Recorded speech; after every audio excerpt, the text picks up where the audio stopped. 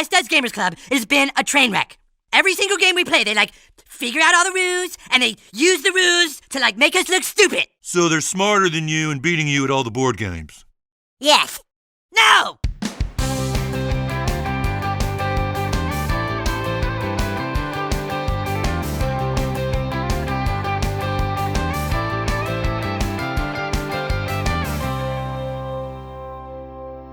Hi everyone, I'm Luke Hector and you're watching The Broken Meeple, a show where I rave and rant about board games, but usually more the latter. This is a special little top 10 that I've wanted to do for quite some time, and thankfully the Patreons also wanted it to happen. I can't remember if it was their first or second choice, but they definitely fancied it, so it's definitely one that I'm going to do, finally. This is my top 10 tips to run a board game club. Now, my experience with this is I've gone to a lot of board game clubs, sometimes as a passing visitor, sometimes I've run a club, sometimes I have just attended one for ages, I've left a recent games club, and I've even joined a new games club. So I've got quite the full breadth of experience in terms of board game clubs. And certainly if you do attend a board game club, then lucky you. If you don't have a board game club near you, then perhaps have you considered running one yourself? Well, that hopefully this level of 10 tips will get you started. Now, in terms of the ranking, not overly too fussed. I mean, there is definitely an order to these. Some I value a bit more than others, but honestly, I would say all of these are pretty important. And I'm sure some of you could rank them in different orders based on your own experiences. But from my own personal experience, this is kind of the order they would go in. And certainly if you don't get the ones at the top right, then they could single-handedly destroy a club for me. And in certain cases, they have. So it's definitely important to find out. Other than that, I just hope this one is an entertaining one for you. So without further ado, let's crack on. Get on with it. Now, to be honest, I struggled to get 10 full tips. I got 9 and then struggled to think of a 10th. So I've kind of split one of them into two. One of them's very similar, will come up later. But this one I still feel is quite important because when I think about two different clubs I go to, or like the three I go to now, one of them goes against this tip, and the other two support this tip, and this is having a good time frame. So when I say time frame, I mean when do you want your club to start and finish, and on what day or evening. Now, for the most part, most board game clubs tend to run on weekday evenings. This is after people have gone to work, have finished work, they're tired perhaps, they might need to go home and sort out dinner, they might need to go pick their kids up from school, whatever.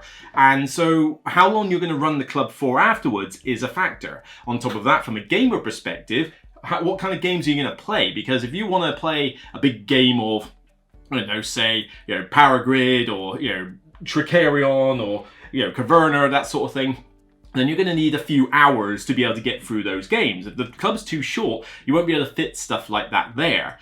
And I think the starting time is still pretty important. Now, the two time frames that typically I see is between 6 and 10 o'clock and 7 and 11 o'clock. Those are the two that I've seen, and the two clubs that I go to and will continue to go to run between 7 and 11, and I think that is your best time, because 7 o'clock is enough time for people to get out of work, get home, sort out what they need to do with the kids, and then have some food and get there. If they're working late, then they can go straight from there. But the other factor is also, if your board game club is in a city, then rush hour is going to be a problem when you're trying to get to and from the club. The club I no longer go to in Portsmouth started at 6 o'clock, and that was always a problem because we didn't have much choice. The venue that they have shut at 10. But the problem with the venue starting at 6 is that 6 o'clock is bang smack in rush hour. So when you try to get to the club, your traveling time is greatly increased, and this made it problematic for me because I had to get from Waterlooville into Southsea, and trying to do that in a car at rush hour is a tall order in itself. I can get to Bognor Regis Club for 7 o'clock in a faster time than I can get to Southsea, and Southsea is just below where I live. Well, you got me. By all accounts, it doesn't make sense. It's not a massive deal, different people are going to be able to cater for different times, but I think if you start at 6, some people are going to find it difficult to turn up at that time. Most of the time I tend to find people can turn up at 7 without too much trouble. The odd one or two might be a little bit problematic with it, but very rarely. But 6 o'clock I think is just a very dubious time to start your club. So certainly at least be mindful. You might not have a choice. Maybe the venue doesn't open past 10 o'clock and you must start a bit earlier. But if that's the case, then people need to be aware of it, and you obviously need to consider what impact that will have. Light speed is too slow. Light speed too slow? Yes, we're gonna have to go right to ludicrous speed.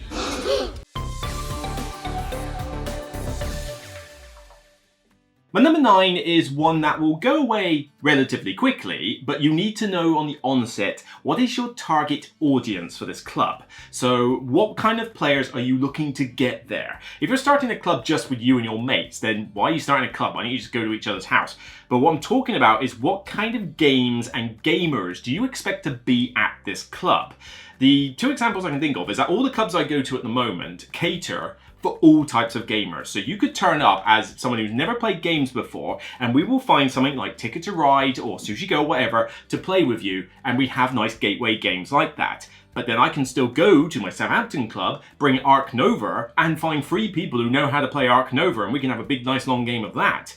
But then, even in the Portsmouth club, there were people who loved playing Twilight Imperium on a regular basis, and, you know, there would be 7 or 8 of them. Now and again, they'd want to play through the whole session. They don't know why they bothered to play it on an evening, because they never finished it, but you know, when we had our Saturday all-day events, they certainly wanted to play it then. But you need to know if you are going to cater for a wide audience, or you're going to make it a little bit more restricted. There was a club I know, I don't know if they still operate, they were in Eastleigh, I think it was like the Eastleigh Railway Club. And when I first started gaming, about 8-9 years ago, I went to that club. I don't go to it anymore, partially because it had a sort of games that I wasn't really into, and because there was a couple of jerks there. I wonder if they're still there. But the games that they played were fundamentally heavy, dry Euros. And we're talking the driest of Euros out there. Forget themes.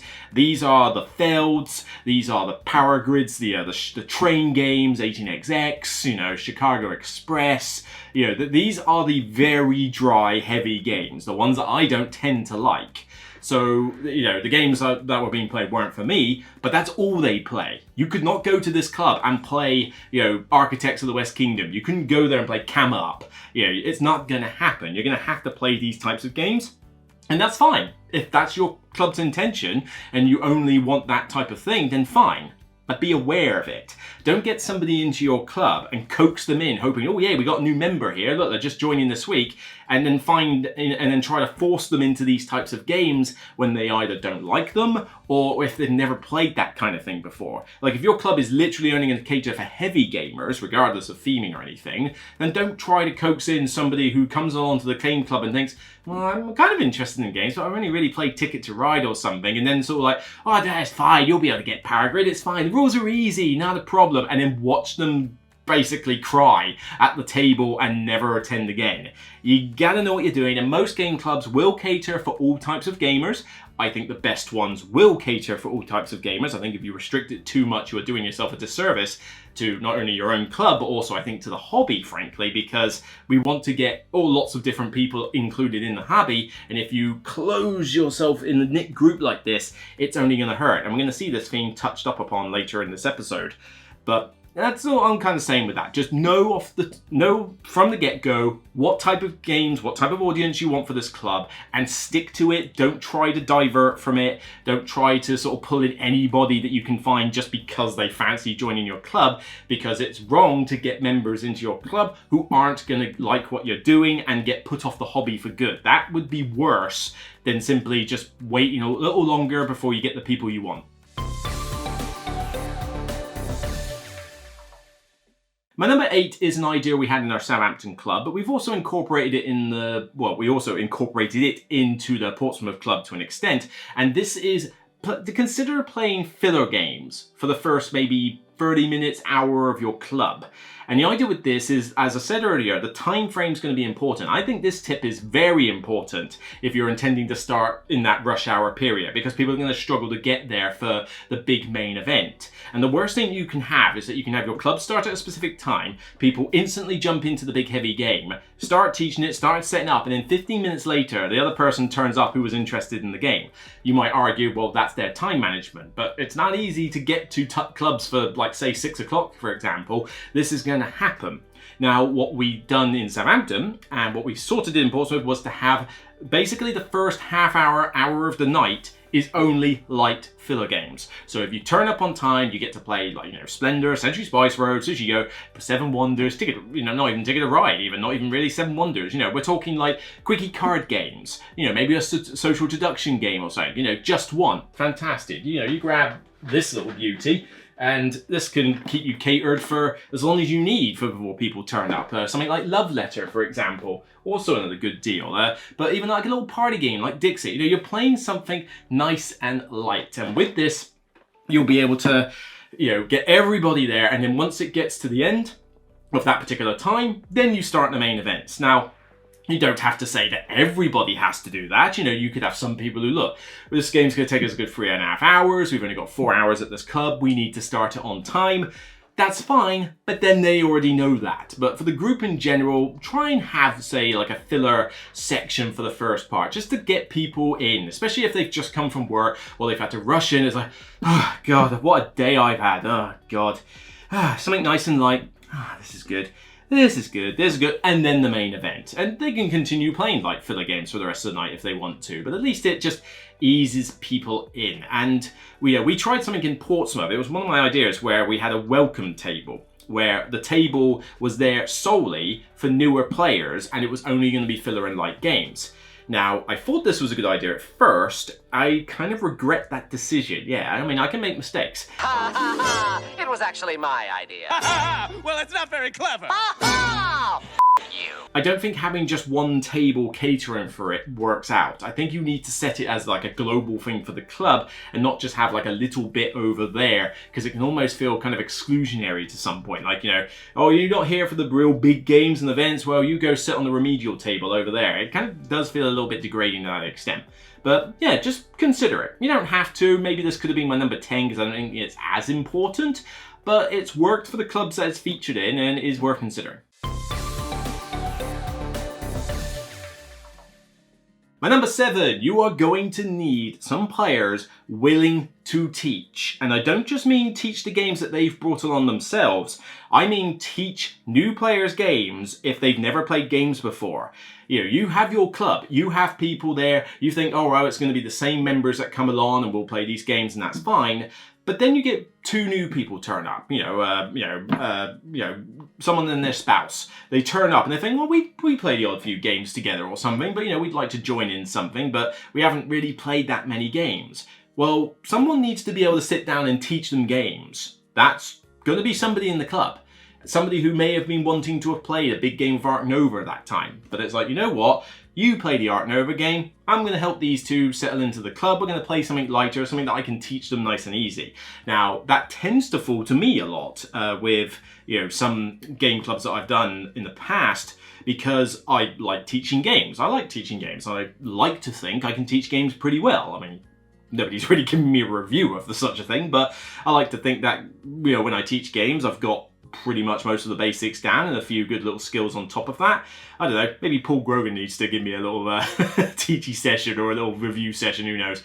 But, I like to think I do all right. Anyway, I digress. But, you need to be able to cater for not just people that are there in general, but there may be like some people there who play medium to heavy games but don't own a lot themselves. People need to be able to teach games, and they need to be able to teach games well, because it's all right saying, all right, you can teach these new people how to play a game, but if they suck at teaching, and believe me, in all the clubs I've been to, there are some people who cannot teach to save their lives. Do you understand the words that are coming out of my mouth? If I know that they're going to teach the game, I'm almost wanting to, at that point where I'm like, you know what, I might actually sit this one out, because I know I'm not going to get taught it very well. Rules are going to get missed out. It's going to take forever. They might be the sort of person that has to regurgitate from the rule book ad verbatim. And, it's not an easy skill to teach games. Not anybody can do it. It's something that is built up with experience and time. You can't just flick a switch and suddenly be a good rules teacher. And you need to be mindful of that if you're going to have some dedicated teachers for your club. They need to be good at it, not bad, because if they're bad, then the others aren't going to come back again. They're going to get turned off. And the last thing you want to do, particularly with new members, is turn them off. It's not your fault.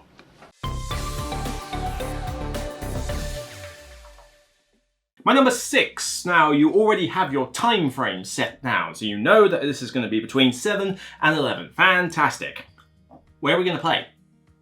Oh yeah, good point. Get your venue sorted and get a good venue. It's not enough just to have a place that you can play games. You need to be mindful of when that venue is open. You know, does it even open till 11 o'clock, for example? Where is it? Its location? Does it cater for food and drink? I mean, when we're playing games, we get hungry, we get thirsty. I can live with a game club that doesn't do food because I can just eat before I turn up to the club. But if it doesn't serve drinks, I don't intend to be bringing my own bottles of Pepsi or a coffee thermos mug full of tea or something. I want to be able to buy drinks. Even if it's just basic tea and coffee that I can pay like 50p or when did anything cost 50p anymore? A pound for a coffee, fine. But, our Southampton club is at a board game cafe. So board game cafes are kind of like your ideal setup because not only is it supporting something that actively is growing the hobby, but they will usually cater for food and they will usually cater for drink and they'll usually have a board game library there as well. So you're kind of catered for a lot of different things. The downside with a game cafe is that they tend to be a little bit more pricey because they need to keep themselves afloat, and your club might be one of the sole reasons they're actually able to stay afloat. So it's not like they're going to make the prices super cheap for you. You're going to have to put up with a bit of a premium in that respect. But you might decide, okay, well, what about a village hall? Village halls work quite well because, in fact, it's a social club hall that the Bognor Regis one operates at. And that club is quite a good little venue because it's in a quiet area. It's not too deep into Bognor Regis that you have to drive for ages to get to it. You only have to drive a short distance into Bognor to reach that club. So it's accessible by road quite well for someone like me who comes from outside the, town or city. I'm not sure. Is it a town or city? I think it's a town. But it's easy to get to. Now, in contrast, the Southampton one and the Portsmouth one are bang smack in the middle of a city. And, now Southampton is excused a little bit for me because I actually work around the corner from the Games Cafe. Super easy, barely an inconvenience. But the Portsmouth one, middle of Southsea, Albert Road. Whew, that's not the easiest place to get to even if you live in Portsmouth, let alone if you live outside of it, because you've only got 3 ways to get into Portsmouth. You've got to go straight down through what is effectively, like I say, rush hour gridlock traffics, and then it's a very slow digging into Southsea before you actually get to the place, and then something you are really going to need to be mindful about venues, can you park? Whew. In Southampton, well, there are plenty of places at that time when you can park for, 2 hours and it's not a problem, or you can park for free after 6 o'clock. Fine, but even then it's still limited. In Portsmouth, the parking has got so ridiculous around our road because a lot of it's permitted, that parking anywhere near that particular venue is an absolute nightmare. And if your venue can't cater for that, then it's going to be problematic. You're going to alienate some people who just can't get there. Now, the worst thing, I think, for a game night is pubs. I think game cafes are fantastic. You can get a game cafe, brilliant. You get a village hall, a social club, or some kind of like social club premises that's not too noisy, but has food or drink, if not food, that kind of thing. That's good. But pubs are a problem.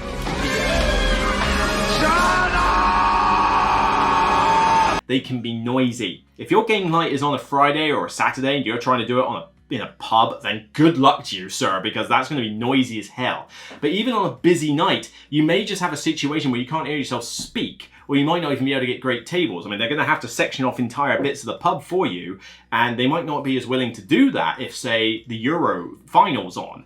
The Euro football, if there's a big match on, do you really think that they're going to want to cater for you as board gamers when they could pack the place out with a bunch of football fans that will get drunk until the ending morning hours? No, they're going to want to cater for them. But you're also going to have to put up with the noise of that. And it's not like you can ask the rest of the people who are watching football to shut up. God forbid, I wish they would. But, you're going to have to deal with that. Secondly, tables. We like a nice big rectangular table to play games on. Maybe a square. If you're that desperate, a big circle that you get in hotels. Most of the time, pubs don't have very good tables. They will have titchy rectangular tables, if they have any. They might have a rickety square one that's so shaky it's like you're in an earthquake test. Or they might have like a tiny oval table, and I hate oval tables. Use your aggressive feelings, boy. And then the third thing, lighting. Bad lighting. Social clubs and fin clubs will have reasonable lighting. A game cafe will make lighting one of the most important things on their design. Pubs couldn't give a crap. Pubs will just have enough lighting so you can see the person in front of you. But in terms of seeing small text on cards or pieces across the edge of a table, good luck with that. And I have been in some venues, you know, our Southampton one had to migrate from pub to pub a while before the games board in the city cafe opened. And the Portsmouth one occasionally doesn't go to the game cafe, they go to the Wine Vaults or a couple of other pubs. And every time they go to a pub, I think the game night sucks for it because the lighting is terrible. And one thing that kills a game experience pretty much stone dead is bad lighting. So like I say, you've got various choices for venues. I've kind of waffled on about this one for quite a bit. Maybe this should have actually been quite higher up on the list. But, you know, get a good venue. Get over there! Certainly, yeah, maybe I should have swapped my 6 with my 5, but like I say, this ranking order wasn't exactly desperate. But for this one, if you're going to cater for a wide variety of gamers, then you should ideally be able to focus on a wide selection of games. Now, if you go to a games cafe, you should already have that catered for, so that's a good thing. But let's say you're running a club yourself. Are you going to rely entirely on what people bring to the game night? If so, that's a dangerous proposition because people are going to have the same games that they want to play all the time, or they're not going to have as big a variety. I mean, I've got tons of games I could take to a game night. I can only take so many at a time, and some of them are never going to get taken to a game night. But if you don't operate in a games cafe, you're probably going to want a decent library to take along. You know, whether you take it like in the back of your car or, you know, a few bags or so, just to, you know, and you don't need like every game possible for every different genre, but certainly maybe like for the welcoming games, you know, the fillers, those lighter games for new members, you're going to need a good variety of those. You can't just have Ticket to Ride and let that be it. And the lighter games will come in smaller boxes. And so, you know, I don't need to take Forbidden Stars or Star Wars Rebellion for a game library. If somebody wants to play that, they've got it themselves. You know, same for stuff like, you know, Marvel Champions and LCGs. You don't need to cater for stuff like that. But, you know, having a copy of just one, as I mentioned before, couldn't hurt. A nice copy of Cascadia couldn't hurt. I mean, nice small box, relatively inexpensive. Veil of Eternity would do nicely. It's pretty easy. You know, some 2-player games. I mean, here we go. The Lookout games or Cosmos 2-player games. You know, these will do nicely for nice and small ones. Patchwork's over there. Seven Wonders Duel, that could work. But, you know, maybe you don't need so many big box games, but try and have a reasonable variety. And so you don't need every game in existence. And it's not easy. I mean, you know, you're probably asking somebody to bring half of their collection along, and they could be very protective of their collection. If that's the case, then maybe consider getting some funds together, maybe like, you know, a bit of, you know, fundraising from external sources, or, you know, ask everybody in the club to chip in and create its own library. I mean, you'd be surprised how many retailers might be willing to give you some like bulk discounts on buying games if you know you're going to use it for that purpose. You might even get lucky from a few publishers or distributors. You know, you say to a distributor, look, we are going to, you know, play some games. We're going to run a new board game club, and we'd like to have some games there, some dedicated games for the library.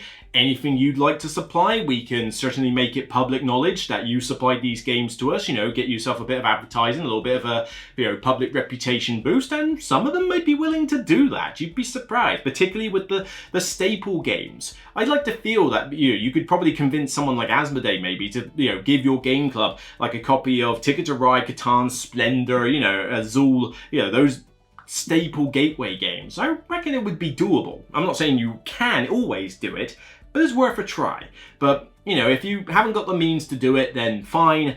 But I think you can't just solely rely on what people bring. Because if those people leave, you know, if it's the same people that bring the games all the time, and then for whatever reason, personal circumstances, or they don't get on with the club, they choose to leave, there's a lot of games that don't get brought anymore. And I mean, you know, there was a period where I swear in Portsmouth, it felt like there was only 5 or 6 of us that actually brought games along.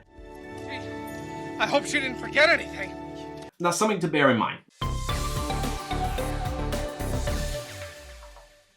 Now for my number 4, maybe I should have put this one higher because it is pretty damn important, although how much higher? My number 1 is staying as my number 1, but this could have been 2 or 3. You've got to have an online presence for your club. You just have to. You cannot survive without one. I'd like to see a club that has managed to survive without some kind of online presence. Now, this can take the form of a dedicated website or a social media platform. And ideally, I say the social media platform takes the top spot, because the problem with dedicated websites is that it requires somebody to actually run the thing. They're usually very cheaply made, they're very basic, they don't give off a good impression if they look shoddy.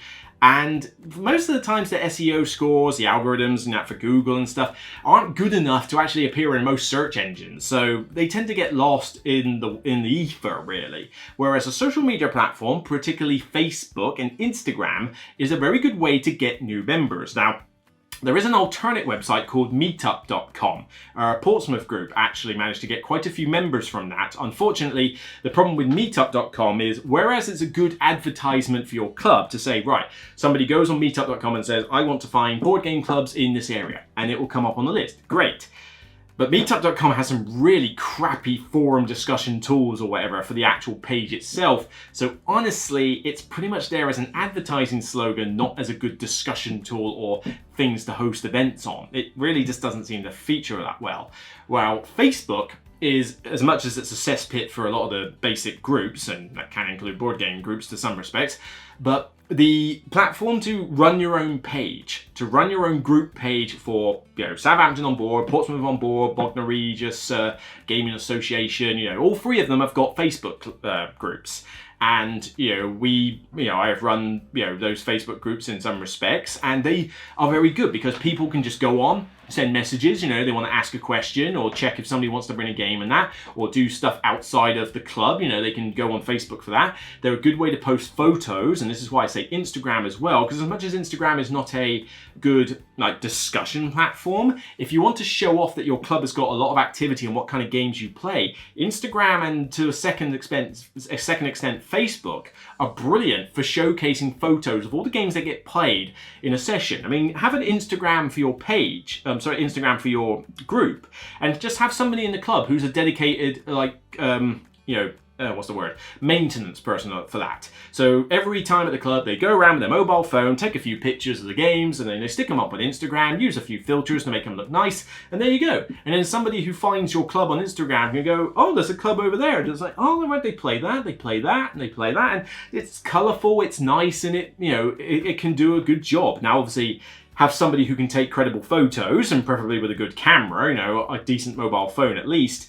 My mobile phone's a Galaxy Ultra S24, so it can take pretty good photos. And when I've taken photos of games, I'm mindful of, all right, try this angle, try this, get away from the light glare. That's always a problem. Not too far away. You want to zoom in, get those cool shots of the miniatures and stuff. So I feel like I can do reasonable photos in that regard, but if somebody is dedicated to that, then even better. But Facebook allows you to do a little bit of that as well, because you can post photos of the game night. Facebook's also very good for event hosting, because you can basically pre-program all the events for the entire year. You can say, right, we're going to host this club every Wednesday at 7 to 11, or fortnightly 7 to 11. Great. Program in, recurring, 7 to 11, Facebook, board gaming event, at that time, that venue. Sweet. And then it's recurring all the way to the end of the thing, and then you don't have to touch it. It will appear in people's feeds, and then you can simply put, right, game club tonight, this event, what are people bringing? And then people can start discussing at the time. Our Southampton one does it, our Portsmouth one does it, Bognor to a lesser extent does it. I mean, Bognor doesn't have as strong a social media presence, I don't think, as the other two, and I think that makes it suffer a little bit for that, but you've got to have something. I mean, if you haven't got an online presence, then how are you advertising your club? It's going to be a very small niche club if you don't have some way to advertise the fact you exist. A game cafe can certainly go some way to help advertise your club, but it might not be enough. You're going to need a little bit of help. And so in the time period where social media dominates all, frankly, I mean, if you don't have some kind of social media presence, then you are really lagging behind the times. You need to do something. Twitter, don't bother with that. It's not a good platform for running a club. Don't use any of the stupid stuff like TikTok or those kind of things. Certainly don't use Reddit. Stick to, I say, Facebook and Instagram. Those two in conjunction could be very strong. Stronger, I think, than a dedicated website. My number 3. Now, you could summarize this as a bit of a grandmother suck eggs rule. And certainly you could also summarize it down as don't be a jerk, but you are running a club. People are going to come along to it. Different personalities, different backgrounds, different ways of interaction. You need to set some ground rules, and these ground rules need to be accepted by everybody who comes into the club, and they need to be robust and not subject to interpretation. Stupid anti-pimping laws. And you may think, well, obviously we need some rules. Or you might think, well, do I need to set a whole list of rules? I mean, if people just come in, if they act like a jerk, we'll kick them out. But it's not as simple as that. You need to be able to cater for those things. You need to say be respectful to each other. Don't trash other people's games, don't, and when I say trash, I mean destroy pieces, because there are some people I know that I don't want touching my games at all because they literally cannot play a card game without going, let me just see, I just want to see what's on my card. They gotta bend it back like some weird alien. It's and it's just seriously, what is wrong with you? And that's somebody who doesn't respect other people's property. In bird culture, this is considered a dick move. Well, that needs to be a ground rule that you need to set that in place. But then even the simple stuff, don't be trashy to each other. No discrimination for sex, race, or gender, or whatever. Those sort of things do need to be set in stone, and somebody needs to enforce them to give warnings, verbal warnings, or to say, look, we've told you about this kind of behavior, not acceptable, repeat it, you're out the club. They need to be able to stick to their guns and be willing to have those conversations with people. But the ground rules also need to set things like, when does the club start? What sort of games do we have? What's the etiquette for bringing games and teaching them and, forming your own little groups? More on that later. These sort of things need to be set in stone. And when you go to any social media site for a board game club, you will typically see somewhere pinned is a list of ground rules, and you need to have them in place. You might think it's obvious, you might think, well, surely everybody knows not to be a jerk, but jerks exist. Will you guys? I'm going home. You need to have these rules in place, you need to enforce them. Can't stress that enough. My number 2, very important, you need to be as welcoming as you can to new members. Now, you go on Reddit. I went on Reddit when I was trying to do research for this list, and I was like, all right, tips for running a club, Let's see what other people have thought of. There was a repeating thing I noticed with some of the threads where people had commented about clubs that they had gone to and left. And one of the key things that gets mentioned is that they didn't feel like they were welcome to the club. They didn't feel like, the club owners were not catering for them. They just sort of went, oh, you've joined us, great. Find a game, get settled, whatever, and carried on doing what they wanted to do. Shut up, Wesley. If you are running a club, you have a responsibility to be good-natured to new people willing to join the club. You are, of course, trying to bolster your numbers, because if you are trying to make it just your own personal knit group, then why the hell do you have a club in the first place? You gotta be willing to get in new members, and you need to be able to make them feel like, oh, fantastic, you've joined a club, great. And I think our Southampton club is fantastic at this. There was a game session, I was going to do Pulsar 2849 with 4 of us, right? And we'd set up, I was about to do 4-player, and we were all in, including somebody else, a friend of mine runs the Southampton club. I kind of co-run it with him, we kind of co-run it together, but he has the main authority. And, he was in this game with me, and he wanted to play Pulsar 2849. I believe he was the first person to jump into it, and I suggested it. 2 new people joined, a boyfriend and girlfriend. I forget who was the gamer out of the 2, but certainly one of them was. And, but I say gamer. They liked games. They hadn't played that many. My friend was willing to leave my game to go cater for them. And I was totally fine with that. I just moved it down to a 3-player game. But I could see exactly why he did it. He did it so those 2 people could get into some games and be made to feel welcome. And they did. And they have come back on repeat sessions. That's the sort of thing you need to be doing. And some clubs don't do this. A fundamental, important part. They don't do it, and if you don't feel welcome to a club, then you won't go to said club. My Portsmouth one got to that stage for me. I mean, this isn't just like brand new members. I say be welcoming to new members. You need to create a welcoming atmosphere for everybody. Now, again, if I go to one club, not only does everybody say hi, they're all like, oh, hey, how's it going? Good work, how's things? The general small talk conversation. The Southampton Game Cafe actually knows me so well, they know exactly which type of decaf coconut milk cappuccino I like to have as soon as I walk in. I just say the usual, thank you Camille, and I get it. Oh, wait, you serious? Let me laugh even harder. That's welcoming. Now, the Bognor Regis one, I pretty much knew nobody there. The hosts of the Bognor Regis one approached me at the UK Games Expo this year, in fact, and they recognised me from the Broken Meeple, and they said, like, oh, we've got a club in Bognor Regis. Like, oh, have you? I wasn't aware. Okay, when's it held? Tuesdays, 7 to 11, this social club, and, you know, I thought, okay, I might turn up to that. I was like, oh, you've got an all-day event coming up on a Saturday. Yeah, that'd be cool. I'll come to that as a first thing. Went to it, knew nobody else there at all. Few people recognised me from the Broken Meeple, but not that many. Thank you for coming to say hi, by the way. But the people there all chatted to me. You know, I mean, maybe some of the RPGers didn't, but you know, everybody who was there for tabletop board gaming was chatty. They said hi, they asked questions, they were welcoming, they said, like, you know, interested in this game, particularly the two hosts, they're very nice and welcoming. That's the kind of thing you want to see. And that instantly turned me onto that club, whereas in my Portsmouth one, I might as well have not existed.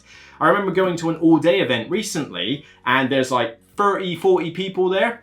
2 people said hi. 2 people said hello, a basic hello. And one of those was in the game I was teaching anyway. So 2 people in the game I was teaching didn't even bother to say hi.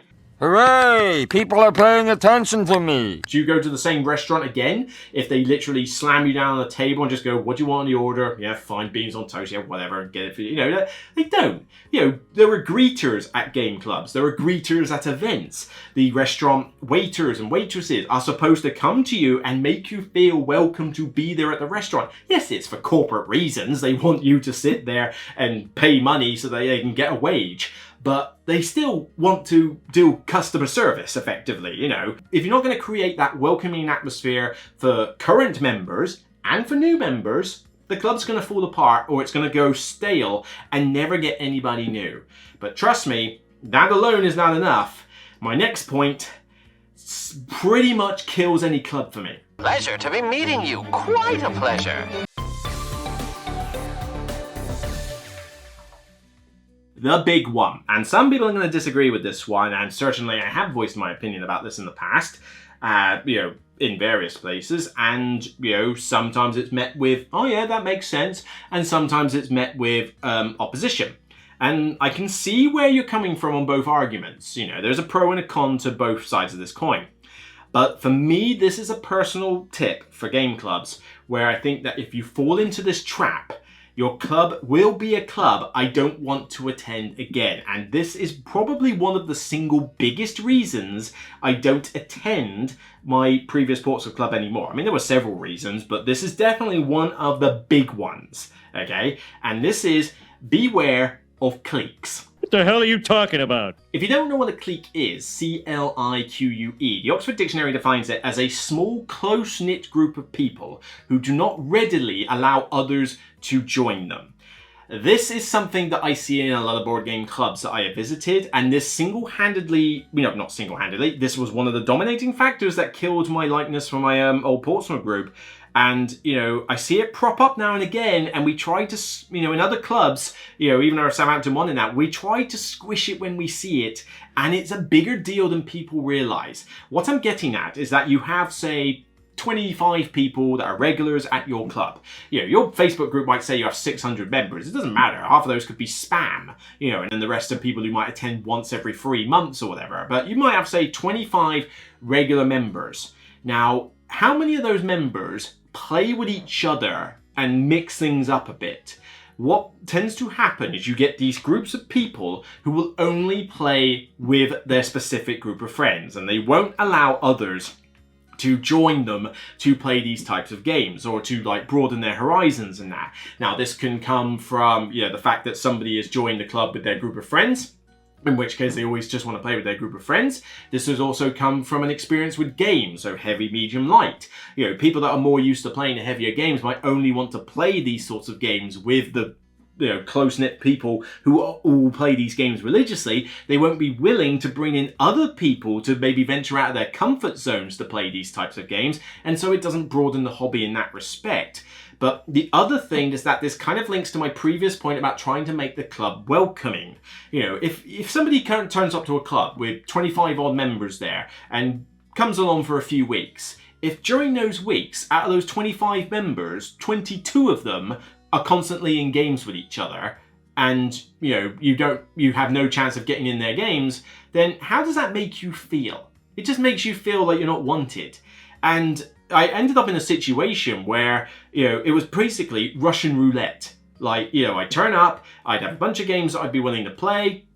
What does anybody fancy playing? And too many people have organized their games in advance in secret. And this is a problem that can arise from having a social media presence, because in our Southampton group, for example, we have a system where we can on Facebook say, we are bringing these games. I am bringing Wingspan, Earth, Pulsar 2849, Terminus, for example, and stuff like that, as well as a couple of little fillers, right? So I've got a wide variety of games there. Some people might voice their interest going, oh, I'd be up for that, or I'd be up for that, but I don't say, right, we're playing this, and it's you free. Great, sorted, done. I don't do that. I turn up to the club, and after we've done a little filler session till about 7 o'clock, because you can turn up earlier than 7 o'clock, but we tend to do filler games up to that point. At that stage, you go, right, what does everyone fancy playing? And I know you can get into the trap where people are so indecisive it takes an hour to choose what game you have. Well, that's a person problem. You got to deal with that. Humanely. Well, that's a lot less hot. I will then have my game bag, and it's like, whoop, here you go. Here's the stuff I've got. Well, this is a dry point salad euro. This is an engine builder with lots of pretty pictures of plants and that. Very popular. Everybody knows Earth. This one is dog park. You like walking dogs? You want something nice and light? Great. Do you want something really simple? Well, we could do Forever Home. That one's just a pattern building game. Takes about 30 minutes. Nothing grabbing your fancy? Okay. We've got the library here in the Games Cafe. We could play something nice and light like Ticket to Ride. What do you fancy? And then people jump into games they fancy, and then they get played. The problem that destroys a club for me is that there are some times when, in this particular example, where people would be on Messenger or something on the side, organizing games already in advance. That is a problem, and you need to curb that. You need to curb stomp it hard. Because it's all right, say, if a few people in the club do it. Like, say, if you've got 30 people who attend and, say, 6 people are kind of like that, then fine, that's not a big deal. But if most of your club does it, and this situation was the thing, then, you get to the club and you find, oh, right, what's everybody playing? Oh, we're playing this and we've already organised it. Oh, we haven't played and we've got no slots. Sorry. Oh, we've already organised this thing, so that's not happening. Does that feel welcoming in the slightest? I don't think so. And so you end up with the groups of people who maybe don't go on social media that much, who aren't part of these clique groups, who are forced to basically be in the same games with each other all the time, because they're effectively the ones left on the bench. And this links to previous points. You want to know your audience. Your audience should be a wide audience, ideally, but you should also be welcoming to new members. Well, you can't welcome new members into a clique. You need to welcome into a... They're coming to this club expecting a club. If you were constantly going to a club just to play with the same people all the time, then why the hell do you attend the club in the ruddy first place? Stupid! It's stupid! If I went to a club and only played with the same 3 people or these 4-player games, why am I going to the club? Why don't I just say, come round my house? I have a house here and a table with games. I can cook. I can cook us, a good nice meal or something. And I do that for some, personal friends of mine already. But I don't, I'd rather do that than attend a game club if I'm just going to play with the same 3 people. And even then, that's not fun. I want to mix and match things. When you play against different people, yes, you might have to teach games more often, but, I don't mind teaching. But you can argue that's what some people don't like. They don't like to teach games to new players all the time, and I can see that as a valid argument. But, I want to be able to say, right, this week I'm playing this game. All right, I got, Mike, Jacob, and Sam. All right, great, you're in this one. Next week I play a similar thing game. Oh, all right, Russ, Jacob, you're in this one again. Okay, fine. What about you, Jim? Are you in this one? And so having a wide variety of people to play with not only encourages social interaction, it makes the club feel more like a club, actual people getting along and stuff, and it just doesn't feel exclusionary. And that's the thing that this point is getting at. cliques do only one thing from what I see in clubs, and that is exclude other members. And, you know, you end up with, effectively, as I said, the remedial table, which is anybody who's not lucky enough to be in their circle of friends, or, you know, on secret messenger, which isn't on the public page. And that's something else that's a problem. You really don't want private game arranging constantly, because, you know, somebody turns up. I mean, what if a brand new member turns up to the club and everybody's already prearranged games and nobody's willing to teach them a new game? Well, do you think that person's going to come again? No.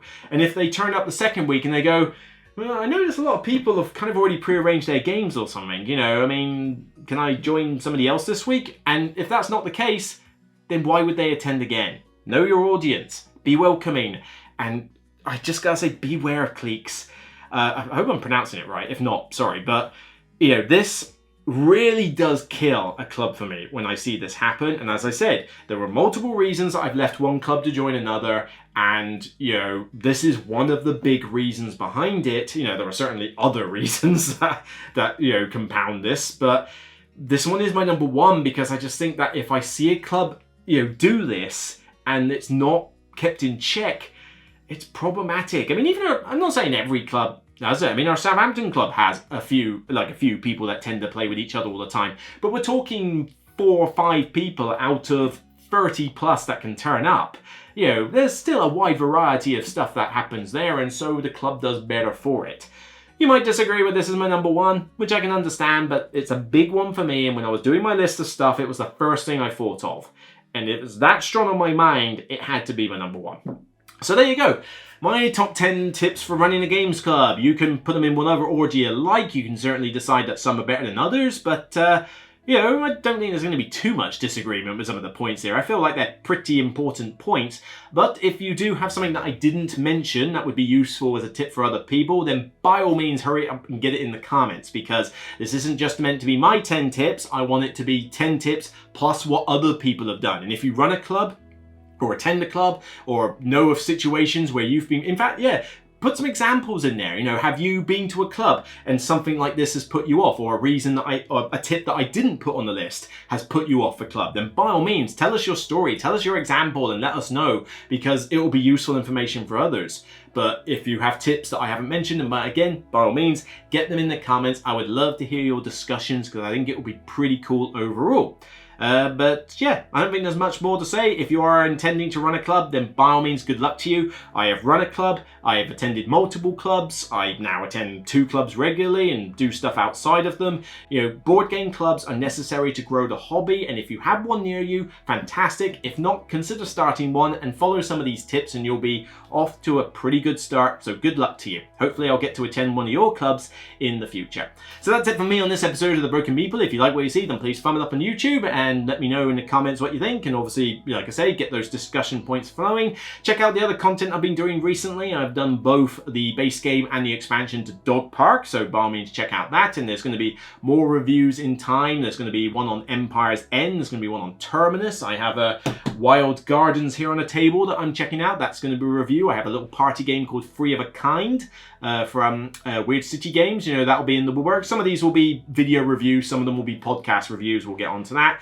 And of course, I want to carry on the Best and Worst of series, and the next one I have in mind is the Best and Worst of Czech Game Edition. So, you know, be on the lookout for that in the future as well. So that's it. Take care, and remember, as always, it's only a game, so run your club, treat your members with respect, and hopefully it'll be as successful as the ones I go to and love attending. Take care. Bye for now.